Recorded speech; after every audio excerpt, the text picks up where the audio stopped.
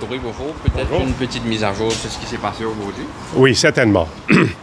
D'abord, je dois saluer très bas l'initiative de la chef juge d'avoir agréé à notre requête de fixer l'affaire pour être entendue sur le fond et pendant la semaine du 24 au 29 septembre de cette année-ci. Et comme je viens de le faire ressortir en cours, c'est une grande première pour le judiciaire dans la mesure où, que je sache, la première fois donc qu'un procès constitutionnel soit entendu sur le fond dans l'espace de 3 mois. Parce que remarquez que notre affaire avait été logée le 2 juin de cette année-ci. Ça, c'est une grande première. Et je tiens aussi, dans le même souffle, de remercier mes confrères et consoeurs qui constituent l'équipe légale du bureau de l'Attorney General pour leur collaboration. Parce que laisse-moi vous dire que la raison pourquoi j'ai tenu à saluer la chef juge et mes confrères, c'est parce que c'est un système juridique qui dépend de la collaboration de tout un chacun. Et il suffit qu'il y ait un élément de cette chaîne de communication qui ne fonctionne pas et tout le système va être en panne. Donc c'est quand même très honorable qu'on ait pu avoir que la garantie que l'affaire sera fixée donc dans cette dernière semaine de septembre. Ça, c'est la première des choses.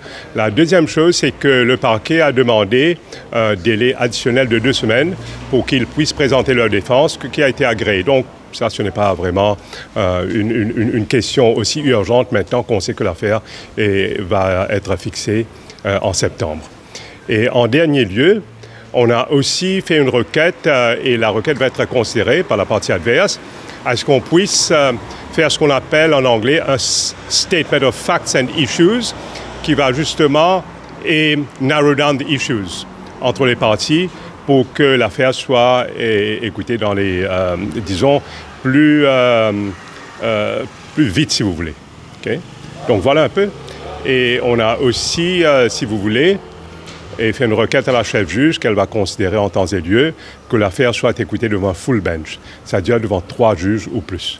Vu l'importance capitale de cette affaire et vu aussi que dans le passé, quand il s'agit de l'interprétation de la section de l'article 1er de la Constitution, il y a eu des divergences de vues très légères, mais néanmoins ce sont des divergences entre le conseil privé et le full bench de la Cour suprême mauricienne.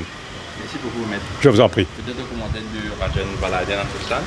Oui, d'abord, merci à toute l'équipe légale et on voit qu'on est content du développement. Et aujourd'hui, c'est une date hautement symbolique, le 13 juillet. Et ça fait 234 ans depuis la Révolution française. Et le 13 juillet, c'est précisément la date où l'autorité, ceux qui représentaient l'autorité à l'époque, se sont unis aux manifestants pour protéger la liberté. Et est-ce que les autorités, 234 ans après, ils vont se ranger du côté du bon sens et de la droiture de la démocratie? Ça reste à voir. Merci. Merci beaucoup. Merci, maître.